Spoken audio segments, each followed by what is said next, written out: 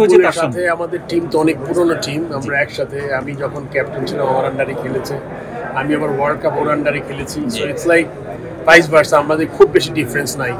So আমাদের লম্বা সময় পাড়ি দিয়েছি কলিগ হিসাবে। সো ওইটাই আবার নতুন করে শুরু করবো আশা করি। এবং আমার মনে হয় একটা জিনিস আমার থাকবে, এই বোর্ডে যাতে সবাই মিলে কাজ করতে পারি, এর যাতে কেউ বাইরে থেকে ভাঙতে না পারে, এটা চেষ্টা করবো। বোর্ডে 3টা ফর্মার ক্যাপ্টেন আছে, পাইলট, আমি এবং সো আমার মনে হয় যে এই টিমটা ভালো হবে। তার সাথে আমরা যারা